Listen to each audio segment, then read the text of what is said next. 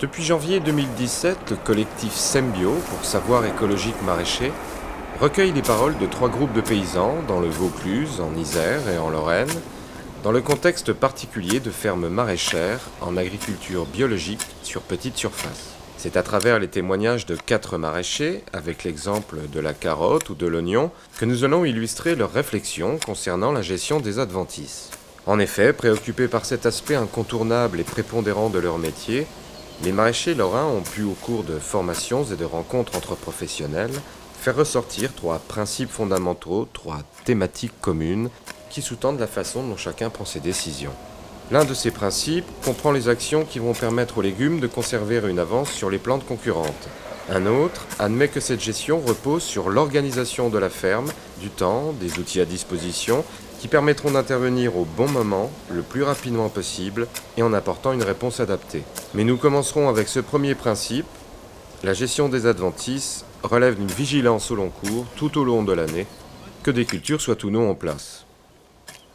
La gestion d'enherbement doit être raisonnée sur plusieurs années. Si on ressalit une parcelle, de toute façon là, quand on a ressali cette parcelle-là au printemps, parce qu'on n'a jamais éliminé la totalité des graines, on les a retrouvées ensuite dans les semis suivants, de carottes aussi notamment, mais on les a retrouvées dans les semis suivants. Sur des plantes comme l'amarante ou même le kénopode, on sait que même une plante peut produire des milliers de graines. Et je vois parfois quand je sais qu'il y a 2-3 plantes qui ont grainé l'été d'avant, je retrouve l'endroit où elles étaient et puis il y a 300, 400, 500 plantules qui se développent en plus très vite. Au mois d'août, les plantes d'été comme ça se développent très vite, donc ça pose vite problème. Les adventices, selon leur stade de développement, présentent différents risques pour les cultures. En fin de cycle, lorsqu'elles s'apprêtent à disséminer leurs graines, perpétuant ainsi leur présence, ou au contraire, dès le début de leur croissance au printemps, en concurrençant fortement les jeunes légumes en place. Un travail du sol régulier, une couverture hivernale telle que des engrais verts, le faux semis qui précède une culture, sont parmi les moyens qui permettent d'atténuer cette pression. Ce que j'essaye de faire depuis 2 ans, c'est de passer sur sol gelé en surface. Comme ça, j'ai un terrain qui est prêt, entre guillemets, qui fait un lit de semences pour un faux semis de mauvaises herbes. Et théoriquement derrière, il suffit que je passe avec un petit vibro, un truc comme ça, juste pour niquer les mauvaises herbes. Quand j'ai le temps de faire ça, je fais ça. Non, cette année, c'est pas le cas. Mais cette année, il fait sec. Donc a priori, on va pouvoir quand même travailler les terrains tôt. Dès que le moment est favorable, je travaille le plus de planches possible. Surtout déjà pour déchausser les adventices ou l'engrais vert qui se sont installés pendant l'hiver. Parce que si je les laisse pousser, après, avec l'herse rotative, j'ai bien du mal à travailler le sol, quoi. Ou alors il faut que je passe déjà la tondeuse, la débroussailleuse, ensuite le rotavator pour hacher un peu, et seulement la herse rotative. Donc vraiment, je guette à partir de mi-février, dès que le sol est juste réessuyé comme il faut, même si c'est pas profond, je passe la herse rotative, juste pour arracher les plantes qui sont installées, quoi. Comme j'ai fait mes semis de carottes en catastrophe. J'aurais dû les semer, mettons, début mars ou voire en février, voire à l'automne. Donc j'ai arraché une culture, foutu un coup de motoculteur, 2 jours au soleil, j'ai dégrossi au râteau et j'ai replanté. Donc j'ai pas de faux semis non plus. Pas de faux semis, pas de boulage thermique. Donc c'est peut-être ce qui explique que je suis autant envahi.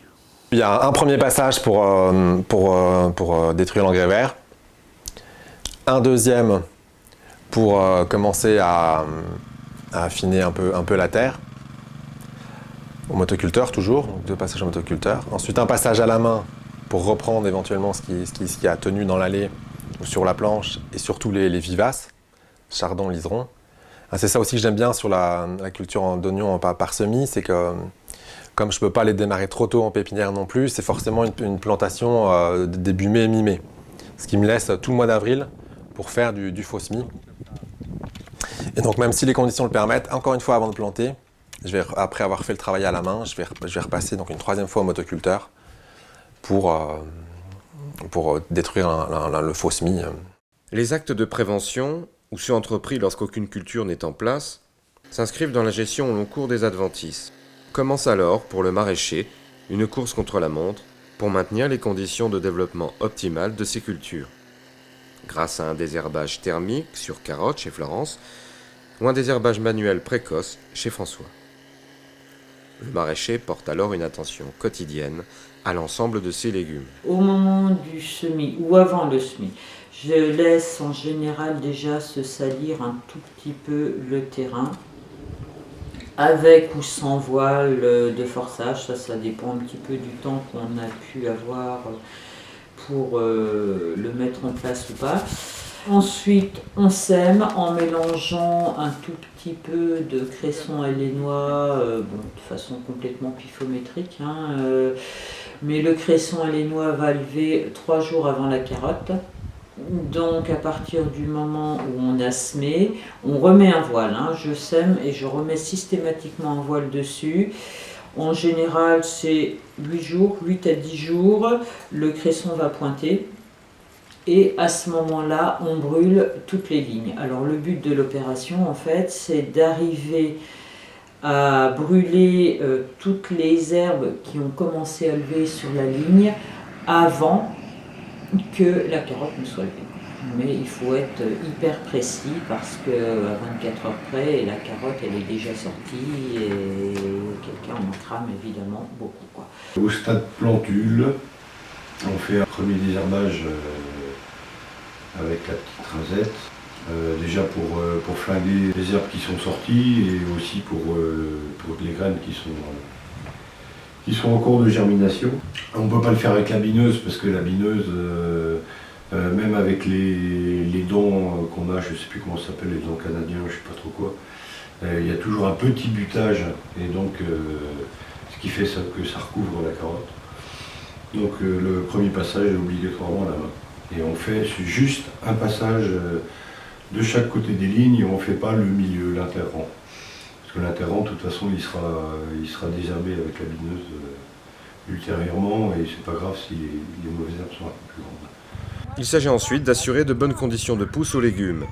Trouver le bon moment pour biner, le bon réglage de l'outil pour ne pas recouvrir les carottes par exemple, mais en les butant suffisamment pour éviter un ressalissement trop rapide. Là, on est en train de régler la machine pour le binage, le premier binage. Donc le but est de tendre cette chaîne qui maintient la bineuse pour ne pas qu'elle s'enfonce de trop selon l'état du terrain. Parce qu'on a des cailloux ou des pas cailloux selon les endroits. Et le fait de la bloquer là, ça évite qu'elle ne fonce de trop et qu'on enterre trop les carottes. Bon, c'est surtout important au premier binage parce que les carottes sont minuscules et qu'elles se retrouvent enterrées très rapidement. Voilà, donc le premier passage, on le fait dès qu'on voit les carottes en fait. Derrière ça, on fait quelques jours après, ou dans la foulée, ou quelques jours après, un passage super rapide à la main sur la ligne. Et normalement, dans les moments du deuxième binage, donc ça va être à peu près à 15 jours d'écart par rapport au premier, on devrait, comme la carotte est mieux développée, pouvoir opérer un butage. Et le butage à ce moment-là, donc c'est pour éviter d'avoir un salissement qui revienne trop rapidement, quoi. Là, en fait, on est limite, c'est-à-dire qu'il y a des kénopodes là qui sont déjà grandes. Donc je dirais que pour passer à la bineuse, c'est un peu tard. Mais par contre, quand on voit comment ça bute le rayon, si les carottes étaient plus petites, on aurait une paire d'enfouis qui ne reprendrait pas. Mais c'est vrai que le créneau pour passer, il est très très limité quand même. Parce que si on attend, donc là j'imagine que ça devait être au mois mi-juin, si on attend 15 jours, là les quenopodes elles sont trop... On ne voyait plus les carottes et puis on arrachait tout. Ouais. Et puis pareil, c'est le même phénomène qu'avec la rasette. Hein. Si une herbe est trop développée et qu'elle se prend dans la dent, et ben, ça empêche la dent de couper dessous. Et ça fait comme une buteuse, et du coup, ça va recouvrir le handicap. Que ce soit à l'aide d'une bineuse tractée chez Florence et François, ou d'outils manuels variés chez Yann, le maraîcher souhaite conserver une longueur d'avance pour ses légumes. On l'a vu, le stade de développement des adventices peut être déterminant selon les périodes. Ainsi, désherber dès que possible, même lorsque l'on ne voit pas les jeunes pousses, peut s'avérer bénéfique. Je sais que le crochet, appelé aussi comment wire reader, c'est pas évident à manier, surtout quand on a des cailloux et des mottes, mais c'est très précis. Et puis comme je vous disais, les adventices sont à l'état de plantule presque, ce qui fait qu'on ne rencontre aucune résistance avec l'outil, et elle est déchaussée très facilement. Parce que là, quand tu désherbes, on se demande où sont les adventices quand même, non? Ouais, ben on les voit pas en restant comme ça à 2-3 mètres, mais si on regarde tout près, on voit des plantules. Peut-être pas partout, mais il y a des endroits où elles sont là. Donc il faut le faire. La réflexion des maraîchers lorrains autour du désherbage, tâche répétitive, très consommatrice en temps et en énergie, s'étoffe ici d'un troisième principe. L'organisation de la ferme, de son temps, doit permettre aux maraîchers d'établir et d'appliquer ces différentes stratégies de gestion des adventices, mais d'accomplir également l'ensemble de ces autres travaux, plantation, récolte, etc.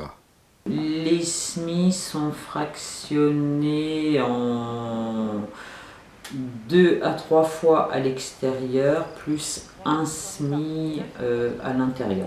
Bon, le fait de travailler sur 3 périodes différentes, on a des périodes de pousse qui peuvent être aussi assez différentes, selon la météo déjà. Mais c'est vrai qu'on a quand même un petit peu moins de salissement sur les semis tardifs, donc sur les semis qui seront destinés à des carottes de stockage, au mois de juin, on a quand même un peu moins de salissement qu'un semis du mois d'avril, où là on a vraiment toute la période de pousse, quoi. Donc ça permet de jongler un peu, d'assurer un peu mieux les semis, parce qu'un semis qui loupe, en général quand il loupe du début à la fin, quoi, donc c'est pas seulement 2 lignes qui loupent, et surtout échelonner le travail, quoi. Mon jardin d'épices, je le divise en deux parties. La première partie qui est plantée en même temps fin mars, donc 3 planches d'échalotes et 3 planches d'oignons bulbi.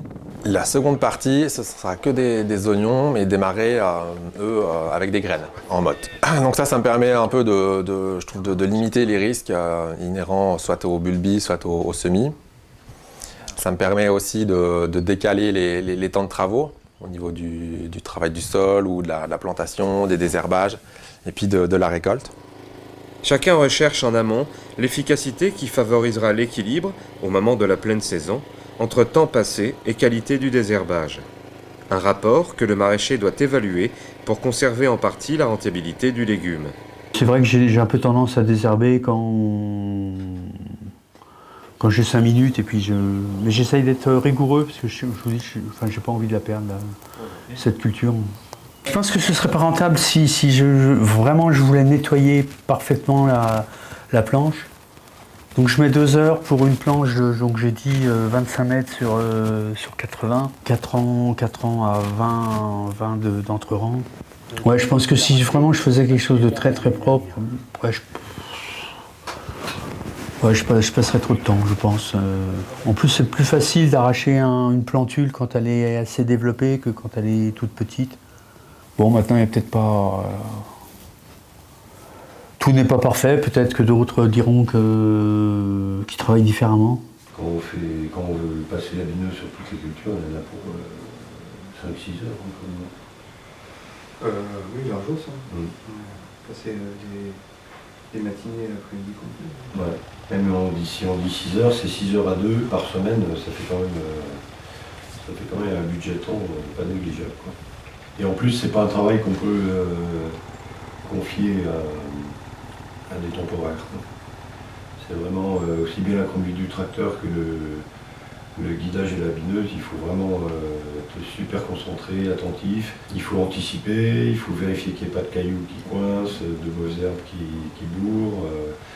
Et puis quand ça bourre, il faut descendre, enfin, c'est fastidieux, etc. C'est quand même un travail précis et délicat. Le maraîcher, en fonction de son contexte, du moment propice lié à la météo ou à son emploi du temps, doit être prêt à intervenir avec un outil adapté. On est à 49 ou 48 cm d'écartement, 3 lignes. Donc c'est un tout petit peu large. Je pense qu'on pourrait faire 4 lignes sans qu'il y ait de concurrence entre les lignes. Mais par contre, nous, ça nous permet de garder les réglages de bineuse et ça nous permet surtout de faire un butage assez violent. Il y a 2 bineuses, donc une en 2 rangs pour un interligne de 70 et une en 3 rangs pour un interligne de 45. Tout ce qui est semé en fait est en 45, parce que là on peut descendre en 45, et tout ce qui est repiqué, et donc repiqué à la machine, est en 70. Les bulbis sont plantés à 7-8, alors que les mottes sont à 20. Ce qui fait qu'on a plus de place pour passer sur la ligne. C'est ça aussi que j'aime bien sur la configuration oignon commencer par graines et par motte, c'est qu'il y a plus de place sur la ligne. Donc on verra, on peut utiliser d'autres outils et puis aller plus vite. Face aux contraintes, impondérables et autres difficultés qui émergent dès que l'on travaille avec le vivant, une bonne gestion de l'enherbement repose, on l'a vu, sur l'ensemble de ces 3 principes. Le travail au long cours, l'anticipation pour devancer la poussée d'adventice, et l'organisation du maraîcher. C'est un équilibre qu'il faudra trouver pour permettre aux cultures de se développer au mieux. D'un problème qui se passe en début de saison, on en a les conséquences jusqu'à la fin de la saison, quoi, hein. On a perdu beaucoup de temps dans cette gestion d'enherbement. On a ressemé, on a eu moindre récolte qui est arrivée très tard. Et qu'on a dû pour le coup arracher à la main au lieu de les arracher à la machine. Et comme on a arraché à la main, eh bien, on perd aussi du temps sur le reste du travail. Forcément, on y passe plus de temps, d'une part à récolter, aussi à renettoyer derrière, parce que là il faut les reprendre vraiment toutes une par une, et puis quand elles ont séché, et nettoyer toutes les carottes individuellement pour la commercialisation. Donc c'est évident que voilà, les conséquences de la mauvaise maîtrise de l'enherbement au printemps se sont ressenties jusqu'à la fin de la saison. Ça fait boule de neige, tout prend du retard, quoi. Voilà. Il reste aux maraîchers à poursuivre encore leur réflexion, s'adapter à chacune des situations, rechercher à améliorer son efficacité, tout en atténuant sa charge de travail. Dans tous ces petits travaux manuels qu'on connaît dans le maraîchage, ça représente vite beaucoup de temps.